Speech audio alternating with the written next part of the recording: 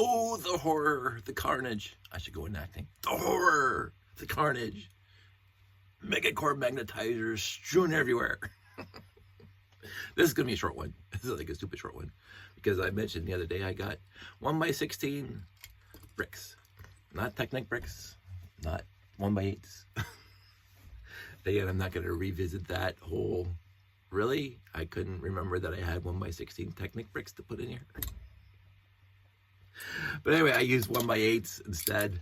And so now that I got the 1x16s, I decided to take them apart and replace them with the right brick. I will be sitting at work. This is, as we like to say, God's honest truth. I'd be sitting at work, just going through my day, and all of a sudden I'll remember that minute when, after I finished recompiling, rebuilding, reconstituting these things and not having enough 1x16s, because I know they're in the layout. My 1x16 red beams are in the layout because I had to reinforce the tower. Somebody said, why don't you just use 1x16 red Technic bricks? Like, I have 100 right over there. Hey, you know, each one of us has been, and I've said this about myself numerous times. I am the very definition of Captain Oblivious. That's me. I've been oblivious about a bunch of stuff my entire life, and I don't mind that overall. It helps me just live my life with this whatever, this nonchalant, this laissez-faire, this whatever, because in the end, that doesn't get to me. But the second I realized that I could have just used 1x16 Technic beams instead of 1x8s, would have made my life easier reconstituting these things. But anyway, I already had a 1x16 in this one, which is kind of neat. So I actually did have one in the collection still that I hadn't used. So I'm gonna use this one, 2 here. So there's 2 there. I'm gonna put 2 over here. Trying to get the 1x8s out. Pretty easy on the back end, but on the front end, not so much. But whatever. I'm gonna put this thing back down here. It's like changing a tire. Oh my goodness. I'm gonna say, and I said this before, the Mega Core Magnetizer is seriously one of the most worthy Lego sets that they've literally ever made. Not only because of the functionality and the playability and everything else, but the sheer size of it. I don't know if they've come out with a bigger vehicle on wheels, probably in the Star Wars, because they came out with some pretty big Star Wars vehicle sets. But for back in the day, back when I was a youngin', this was the beefiest, as they say, the beefiest Lego set with wheels that they ever came out with. And I remember the first time, and I can't remember which set it was, the first time I got, let me see if I can press that down. The first time I got the plastic tires, it was probably Space Police 1, did they? Blacktron? No, Blacktron did not have, the Batracs had the rubber tires with the little yellow wheel hub. So I would imagine Space Police 1 was right after Blacktron, and Space Police 1 had the medium, and did it have the small tires? Didn't have the medium, it had the small tires on the little, no, it had the medium tires. And I said, oh, they're making the tires plastic now. That was my first, I think that was my first experience with these plastic tires in the various sizes. And I wasn't, I'm going to mention this. I remember being not keen on it because the Batracs had the rubber tires like you see in the Technic cars, which is fantastic. The rubber, and then the wheel hub in the middle. And then you get the Space Police 1 with the self-turning, fantastic steering mechanism, by the way. I can't remember what the set's called. And then it had the medium-sized tires on it, the plastic ones. And I'm going, well, I'm not necessarily sold on this yet. Not necessarily sold on this yet. And then they went, straight to the wall. and subsequent releases, because after Space Police 1, I'm trying to remember if they had anything else in Space Police 1 that had the plastic tires, and I can't remember. But when they came out with Blacktron 2 and Mtron and Ice Planet and Spyrius and Unitron, all those plastic tires in the small, medium, and El Grande. El Grande. And I think by the time Mtron showed up, I was pretty much, these are awesome. So my first experience with them, I wasn't necessarily happy about it. I'm going, I was so used to decades of rubber tires. Just off the top of my head, I don't remember plastic tires before Space Police 1. I don't remember plastic tires. They've always been rubber, even go back in the mid-70s with the black tire and the red wheel, red rim. So I'm going, like, when the plastic one showed up, I'm going, what are they doing? Are they just like not caring anymore? They just want, but then I realized, having this in rubber, like, why would they do that? This is a lot easier in plastic. And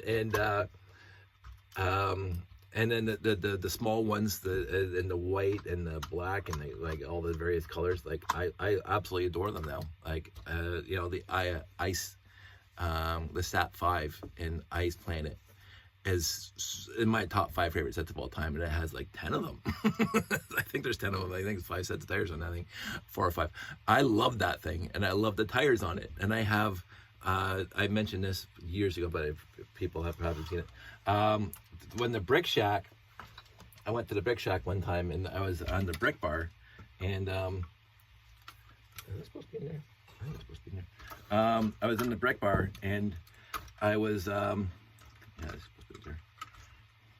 And Jamie had just got a ton of bevy, a cornucopia, a whole bunch of the Ice Sat 5, or the white tires, the small ones, because Ice Planet had them in like 4 or 5 sets. I think almost every set in Ice Planet, except for the Deep Freeze Defender, and I'm just off the top of my head right now, I think besides the Deep Freeze Defender, had those tires in it. The white ones. There could be another set in Ice Planet. I'm not going to look it up. But the small little bulldozer one, and oh, sorry, the little ski one didn't have those tires in it. But a lot of the sets in Ice Planet had those little white tires in it. And so Jamie had dozens of white tires in his Brick Bar, and I think I grabbed a lot of them. And so I have, just give me a sec. What we're talking about it.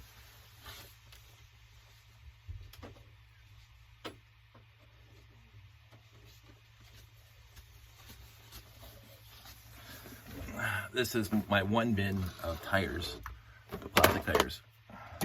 And yeah, I did include these things, but these things, I have probably 50 of them in here because I went to the Brick Bar and there was lots of them. And I was thinking about doing some Ice Planet thing, as I keep on talking to my friend Kai about. But I love them now. Like, again, my first experience with them in Space Police 1, I love the set, the little vehicle, in this turning mechanism, like top drawer, and they basically built off that Futuron set that basically had the same kind of steering mechanism, except half of it, they only had the front half that would turn with moving that thing back and forth or up and down, which was for Futuron to do that was also brilliant. But they expanded on it in Space Police 1 and just knocked it out of the park. And but the tires themselves, I remember vividly when I was building that set, I'm going, these tires are plastic. these tires are plastic. Hey, you kids, get off my grass. I don't like change. But in the end, I do like change. So it's like, anywho, so I thought, well, I was just reconstituting these things to get everything done fully. I'm gonna just mention that in the history of Lego, when they make changes, even for fans like me. I'll just get that in there because it's not coming together nicely. There we go. That's there. Put that back on here. It's like when you're retrofitting this stuff and it's not working as well as it should. There we go, hopefully. That even fans like me, and again, I didn't want to make this a long video, but I am of the generation of LugNet users that remember the epic threads on LugNet. Every single time Lego did something different, like literally in the late 90s, well, basically the early 2000s, every single time Lego changed something, not added to, but changed something. And I think the biggest epic thread, there's a few, but the biggest epic thread was the color change from light gray to light blay and dark gray to dark blay. That was epic to the extreme on LugNet. It was just nonstop shaking your fist in the general direction of Denmark.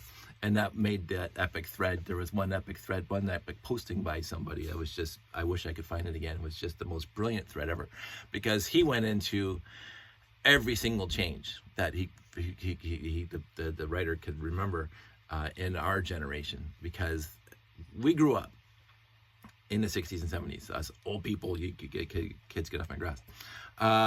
The epicness of even going back pre-internet, when they had the very first train sets in the late 60s. They had blue rails and white, I think they're called sleepers, but the white railway ties. And they changed that to light gray. They changed the rails to light gray, and they changed the ties, the railway ties, to dark gray. So it went from blue to gray and from white to dark gray. And I have a bunch of both, because again, I lived through the era. And people, there was no internet to get on to complain. I had all these blue rails and now they're light gray. and then they went from the light gray rails, which they did for a long time, to the 9-volt powered rails. And that's like, the 4.5 battery boxes are no longer worthy, blah, blah, blah. Again, 9-volt for me was peak because I lived through it. And the other things, like even the minutiae, and some serious Lego fans will get this. They changed the mold of the headlight brick. And the headlight brick, for those of you who don't know, and I don't think I have one readily available, but I can probably grab one off of here because I happen to have one right here. I can just rip it off the Galaxy. I mean, this is what we call a headlight brick. They changed the mold for this thing. And this one, you can see, is this one? Oh, my eyes are getting bad. Yeah, there's a little tiny little opening below the circle. There's a little tiny opening right at the boot of this thing, right at the foot of this thing. Because in order to have this clearance inside, they had to have an opening, a little tiny thing. They changed the mold so that either it wasn't there to begin with or it was there afterwards. I can't remember which one. But they changed the mold of the headlight brick to accommodate bricks pushed into the bottom. And some people, because now the internet's around, some people hated that. Oh, they changed the headlight brick. And I go, are you seriously kidding me? Like, you can't even see it on this thing. Let me see if I get like some glossiness. It's right at the bottom, right above this little lip. There's a little tiny void. And people are like, up in arms that they changed the mold of the headlight brick. And they did it a few times. They did it for the 1x1 round cone. And that was relatively recently. The 1x1 round cone, thankfully, LugNet, not thankfully, but LugNet was long gone, or else there was a thread about it on LugNet, that the 1x1 round cone was changed relatively recently, because the cone before, let me see if I can show you this, because I got, as you see, I think this is going to be, hopefully, I'll find them really quickly.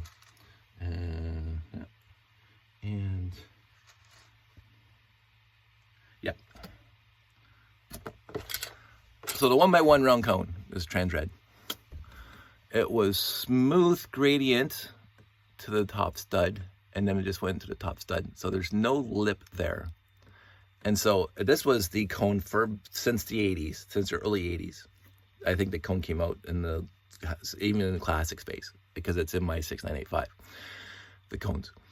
Well, my 1 round cones. And so when you run your fingernail, there's no lip there. It just kind of goes straight from the slope here to the stud. There's no intermediaries. But here, you'll feel it. You bring your nail around it. There's a lip. It catches on something.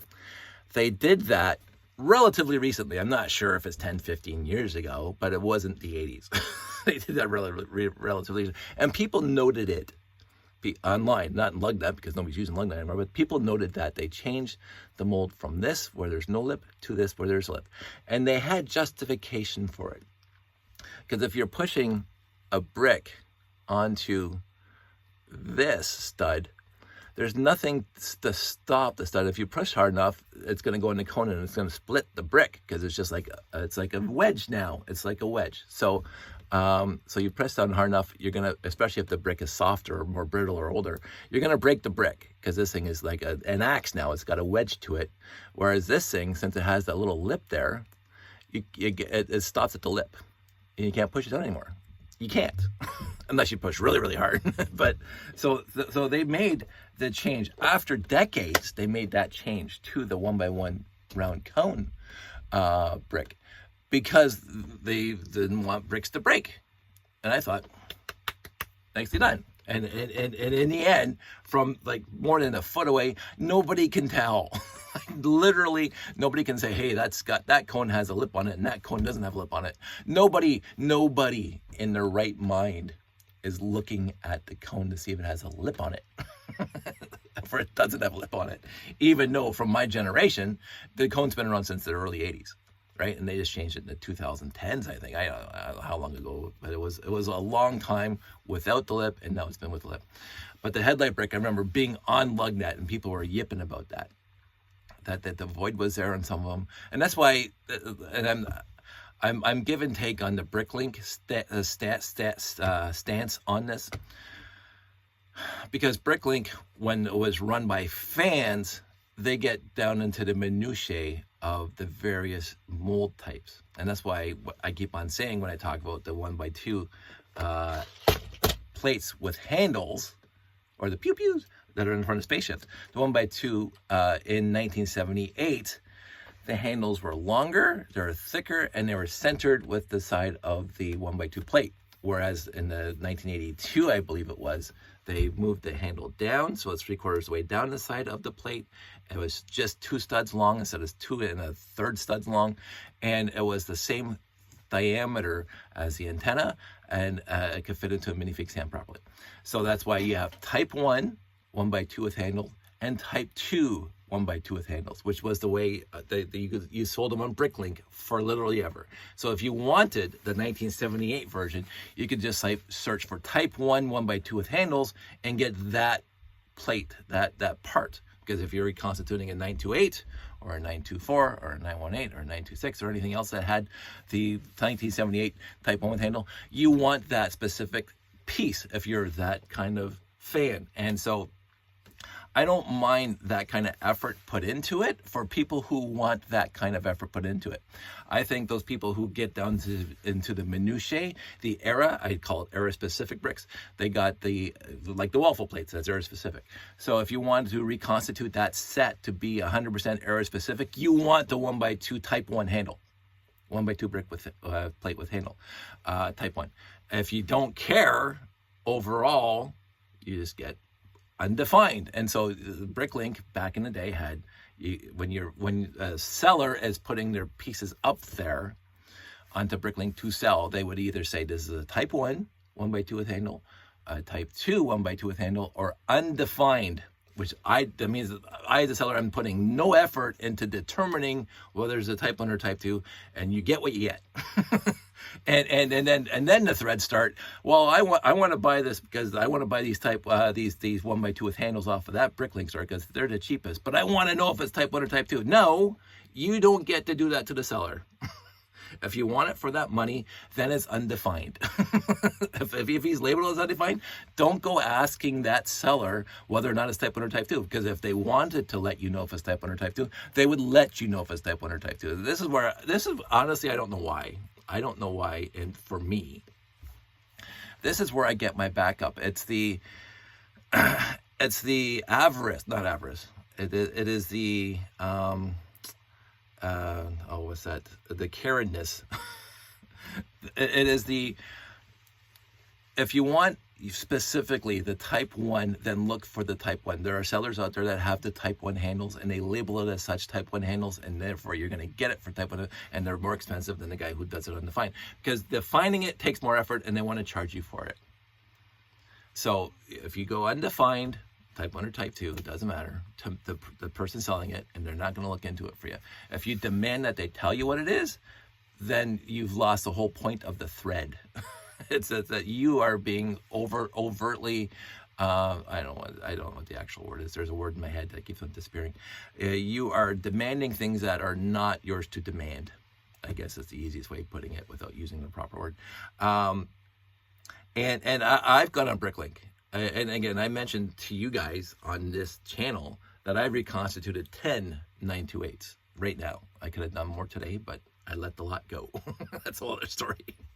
It was here in the house. They stopped by. Very nice of them. Really nice people, but that's a whole other story. So I've reconstituted 10 928s, and the 928s takes 3, 4, 5, at least 5 1x2 with handles, type 1. That's because it came out in 1978, and or 1979. That's the type of brick plate that was there. I don't have 50. 10 times 5 is 50. I do not have 50 type 1 handles. I do not care to have, because I've shown you again while I'm here talking about it.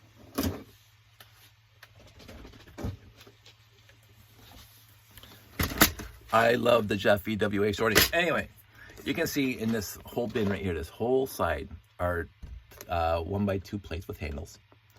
And I believe I went through them sort of ish, that meticulously. These are all type 2. I don't have any more type 1s, because when I started reconstituting my 928s, I used all the type 1s that I had, and then I ran out. So I just started. So if you get a 928, if you get a 928 off of me, it's going to be, and I'm not going to check if I'm selling my Galaxy Explorers right now, and I say they're complete with all the parts, and you guys come back to me and say, oh, it doesn't have the type 1. I'm going to tell you, go screw yourself. I really am.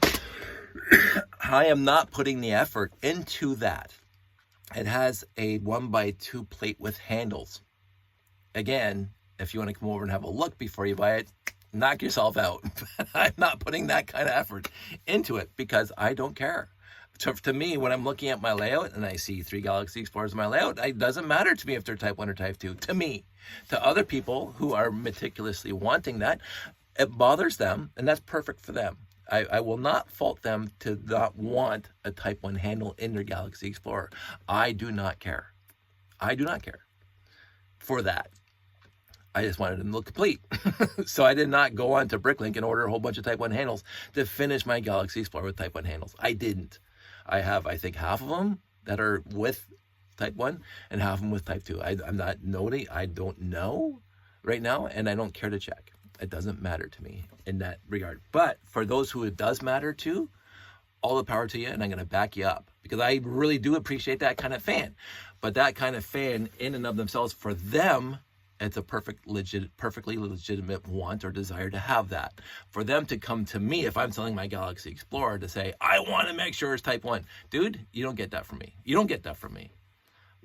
If and when, that's going to be an if, I do put my stuff up on Bricklink or wherever I'm going to put it, I'm going to put Galaxy Explorer all parts there. And people say, well, but they're not area specific. I don't care. I don't care. You can care, and if you want the area specific, go find somebody who's selling the area specific. I'm not selling the area specific. I'm selling a Galaxy Explorer. I'm not selling an era specific Galaxy Explorer.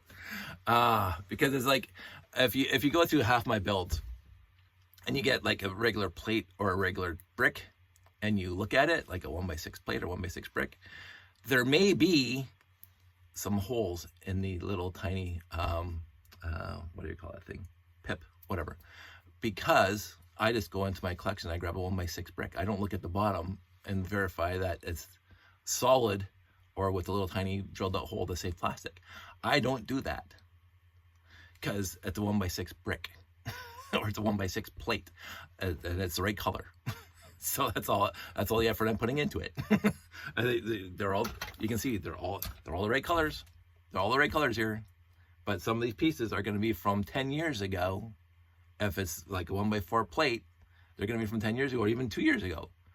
I didn't check the bottom of the 1x4 plates let's just have a quick look, because I just have this 1x4. Look at that, holes in the bottom right there. Look at the pips; they have holes. That means that this piece is not more than 20 years old, and this set is well more than 20 years old. So if I put this Mega Core Magnetizer on Bricklink or wherever I'm going to put it, I'm going to say Mega Core Magnetizer, and I usually get run it off to the nearest zero below the Bricklink lowest price because I don't want to put any more effort into it. Mega Core Magnetizer, $140. There it is. And if something comes back to me, oh, do they have the error specific 1x4 plates? I'm not talking to you. You're blocked because I did not put that in the information. I did not put that. I don't care. If you want to get the error specific Mega Core Magnetizer with the 1x4 with the solid pips in the bottom, look for the person who's selling it. And I want them to sell it. If people want to sell that, if people want to sell the exact original set that came out of the original box to you, I'm going to back you up on that. I don't have the box. I don't have the instructions. I don't have anything else except for 2 Mega Core Magnetizers. Then they're right here. and as you know, I just got 2 1x16 bricks from Bricklink. I don't know what era those things were. I mean, I got the last one here. It's got solid studs, solid pips on the bottom. Because then you just might as well say, are these the pieces that came in the box when you bought it? It gets to that kind of minutiae. If you are that concerned about this Mega Core Magnetizer having all the right parts, then go buy a mint sealed in mint box or whatever, MSIB, mint, MISB, and mint and sealed box. Get one of those and pay for it. Because I've seen Mega Core Magnetizers for sale, even on the marketplaces, but mostly on Bricklink, that are in the box unopened. Get it. If you are that kind of fan that want that kind of assurance that all the parts are original to that set, then buy the box that's sealed and pay the $3,000 for it. Like, again, if you want that, you have to pay for it. Like, I can't make it even simpler for me, for my kind of fandom, and I want people to want to do that. I really do. I think it's for if that's your kind of collecting niche, that you want all the parts to be specific era to that, absolutely. And I'm going to back you up on it. I'm going to be applauding you for that. And I'm going to be supporting you if you bring it to a show. Oh, look, I got this thing mint. And I'm going to drool over it. That's gorgeous. That's fantastic. No scratches. No, that was perfect. But to tell me that I have to sell you mine to have that kind of warrant, that kind of perfection, now you're putting that on me. You're putting your onus for your desire for collecting that perfect mint Mega Core Magnetizer, all era-specific pieces. Now you're putting that onus on me. And I'm not selling you that. I'm not selling you that. I'm selling you, if I'm selling you, I probably never will. So precious. The fact that I have 2 now. I just love my collection. So the onus is not on me to give you what you want. The onus is on me is I'm selling this as it is. This is the whole point of as is selling. And this is kind of the second-hand market. As is. If I put in there that the pieces are unscratched and they're mint and whatever, and you get this thing, you have every right to yell at me because I misled you in my ad because these things are not mint. They are not even close to mint. They're not bad. I'm going to say the quarter domes are better than fair. I would say they're good. I've seen far worse quarter domes that you can't even see through because they're all scratched to crap. These things, these quarter domes, you can see the guys. And if you look really closely, you can see some of the scratches. But So these Mega Core Magnetizers they're not mint, but they're better than good, I think. And now that I replaced the parts, all the right parts are there. so it's like here we are with a Mega Core Magnetizer complete. All the parts are there. They might not be error specific parts, but it's complete, and the prints are good, and the scratches are minimal, and it functions. It's a little dusty because of course these things are on display, but other than that, who wouldn't want this set? Who as it is? And if you want that step above where you want the mint and you want to make sure the pieces are error specific and whatever, then buy mint new box and pay for it like you're going to. Don't expect me to sell you mint when they're not mint. And I would actually, if I ever list these, and I don't think I ever will, but I would say the quality is almost excellent for me. Again, there's that whole rating from 0 to 10 and blah blah blah. I would say this is 7.5, maybe 8. I would probably try to wash it first. It's pretty dusty. But anyway, that's and to be here through that entire thing, because again, those kind of things back in the day set me off. I remember that. I remember being on LugNet, and every single time the Lego changed something and discontinued something and change whatever, and the epic threads, the color change was the most epic. But the 9-volt rails, discontinuing the 9-volt rails, that was pretty big too at the time. Discontinuing 9-volt rails, or even changing the 9-volt rails from dark gray to dark blade. That was massive, because I got the majority of my rails over there are the dark gray rails because I was heavy in the train at the time. But I even got a few, I think it was Harry Potter at the 2nd or 3rd iteration of the train set that had the dark blay rails. So I have dark blay over there too. Like not much, but I didn't care. This is what Lego's doing. That's what that's what they need to do to keep on progressing.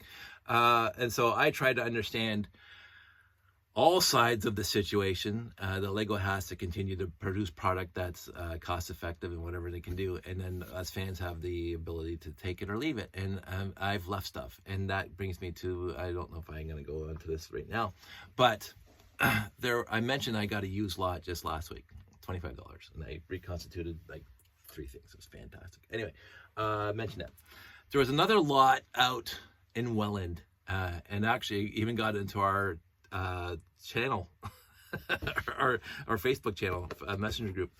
Somebody posted it and said, "Hey, Dave," and I'm going, "I've yeah, thank you." I saw it and I sent the guy a text, and he finally got back to me. And this is the first for me, by the way. They came to me because they're out in Welland, and I was willing to drive out to Welland, but they said they're going to be in Hamilton anyway, so they brought it with them. And straight up, the pieces were mint. Not like right out of the box mint, but they were unscratched, very, very well, not dirty, not anything like that. The prints were the gold was still there. It was not scratched up. 928, 918, fantastic. The logos on the 33-degree slope, beautiful. You can still see the pattern in the bottom with the craters. I told them when I saw the ad, I said, because they're asking how much do you think this is worth, and I said, by just what I see here, it's going to be up to $300, $300 to $400, if it's basically complete. They showed up, and the parts were all baggies and whatever else. They were very, very nice and sorted by color, cleaned, very, very mint condition. No base plates, no antennas, or no good antennas. A bunch of pieces missing. And so I said, for me to reconstitute these sets, it's going to cost, because base plates alone, they're getting stupid expensive, especially if you want the nice ones to match the pieces that are here. It's going to cost me over $100 to get the parts I need to complete these sets. There was a 928 there, 918 there, command center, the rocket launcher. I saw a few other things they had, and some, basically all the three, not all the 3-digit classic space sets, but a lot of 3-digit classic space sets. So if you, and I even showed, and they did the research, which was nice, that if you finish getting all the parts because they even looked into what it would take to get these things finished, and they said it was getting to be pricey. And I know, I know, because like just getting the base plates. I said, for me to complete these sets, and there's like 5 or 6 of them in there, it was going to cost not for me because I have all the parts here, but if I were to order them online, it's going to be well over $100. And I said, and so for me, just looking at, because I thought it was a big full box, it was the box was that and like it just filled the bottom of the box. I said, that's not $300. I'm sorry. I honestly, I thought that the base plates were in there. If the base plates were in there, I would absolutely buy it right now. And they fully understood. They were nice people, fantastic people. Really, really appreciated them. I said, for me right now, that's a $200 collection for me to buy. And I would refurbish them and blah, blah, and I wouldn't sell them again because I don't sell sets yet. But for me, and I even told them, I told them straight, if you put some effort into this and start selling the individual sets, you'll make more than $300. You're going to make more than $300. The Command Center, the 928, the 918, all the other sets that are in there, if you finish them and get all the parts for them, you're going, but then you have to put the effort into it. And there's a nice, slightly older than me couple. But I said, I have $200 here. I will buy it off you for $200. But I cannot justify more than that for me. Other people, again, somebody might want to buy it for $300 as it is. And again, and that's not that for me is not an absurd amount of money for what was there, because all the trans yellow was mint, hardly any scratches, a lot better than these scratches. There's hardly any scratches. Very, very well done and very well taken care of. Like whoever bought these sets originally could get good care of them. And so I said, this is worth $300 to somebody else. I already have all these sets and multiple copies of all these sets. So I'm not looking to spend $300 on sets that I already have. And I have a few sets that are comparable quality to these parts. Not all of them, like all my Galaxy Explorers are not looking that good, but I have one or two that are really, really mint.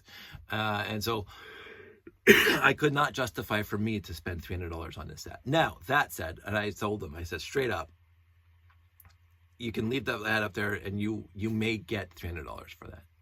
It's worth $300, but not to me as a person who has all this stuff. Should I have had more money? Again, if I win $1 million, I wouldn't even have thought about dropping $300 on that. And here you go. Have a nice day.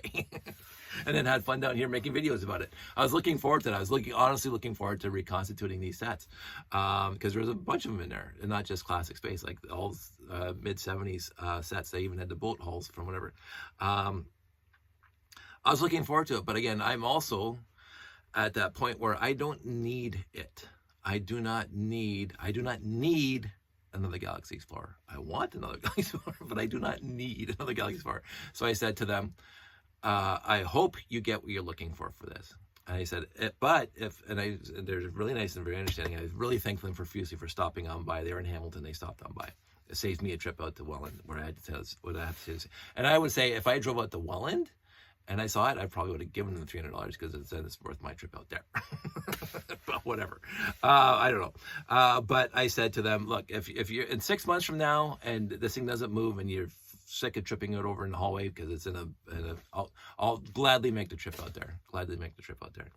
But from me, I told them, from me to you, if you try to refurbish just a Galaxy Explorer alone, just that whole set, just get all the parts off of Bricklink, because he got the lot for free, from my understanding.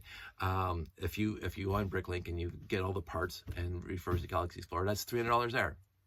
Like it's €140 is the cheapest Galaxy Explorer on Bricklink right now. And I don't know what €140 is, and it was missing parts, and it was like whatever. Where these would have been mint. These are mint. So I'm hoping they do well. There's a little thing in the back of my head that says hopefully they call me in 6 months, but I don't think they're going to. but they were really nice people, and I thank them profusely for stopping on by, because that's never happened to me before. Because I was out in the garage puttering, cleaning the garage, and they stopped by, so I got to see what they had right here in person, and it was a very nice visit. I didn't bring them down to the leg room. I told them about the shop in Grimsby where my layout is. It's still there, by the way. I haven't picked it up yet. And if they're going back to London, they can stop by and have a look at it. But in the end, I let it go. And again, my life at this point is you make a decision and that's the decision. And life moves on. Other people that were in the Facebook group, the messenger group, it's still available if you want it for $300. They would gladly, give it to you for $300, and then you guys can, somebody else can have it. And again, that's the other thing I'm looking at, because I already have all this stuff from that era that I'm comfortable with what I have, and I do want to share the passion. I want other people to get, and there's enough of us out there, but I do want people to realize how wonderful that era is. And if I keep on buying up all the lots, then other people might not understand how wonderful that era is. The other thing I got into the other day was my Value Village rant about how expensive things were at Value Village. And somebody had made the point that Value Village is jacking up their prices because they found out that people were buying the stuff from Value Village and then selling it for more money. And to me, that's not a worthy excuse for Value Village to jack up their pricing. It really isn't, because Value Village gets the stuff donated to them, and then they jack up the prices because they think other people are going to resell it. I'm going, that's a garbage argument, a straight up a garbage argument, because Value Village is getting the stuff for free. And the whole thing is, from back in the day, the Value Village is for people who need something and they can't afford to go to the big stores and spend $30, $40 on whatever. Now, on the flip, and even their clothes are getting stupid money. Like, and I mentioned this before, and there's a whole bunch of memes on the internet about, you walk into Value Village, there's a shirt on the rack that's never been used. The tags are still on it from Walmart's or Robinson's, or I don't know, Robinson's, but whatever. And you take off, and the original price tag is like $7.99 from Walmart like 5 weeks ago, and they have it on for $12.99, Value Village. And going, how can Value Village justify putting a price tag that's more than the original price of that shirt?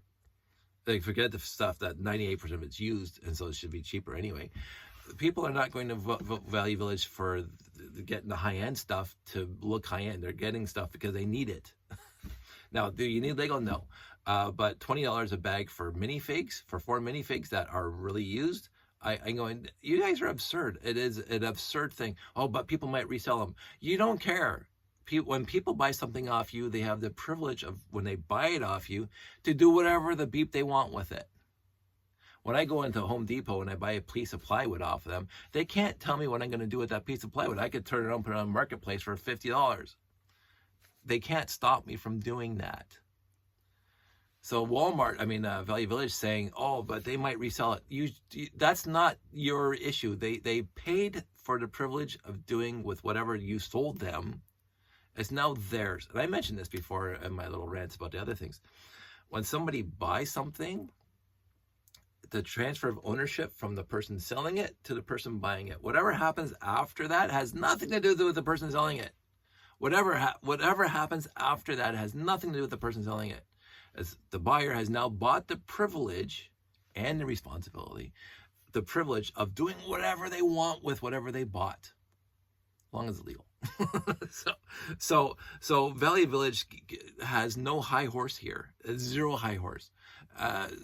Jacking up prices because they think people are going to sell it is the most ludicrously stupid thing I've ever heard. Because they have no say what people do after that. I think Value Village is just like every other corporation right now, like literally every other corporation, know that they can jack up their prices and people are going to pay for it.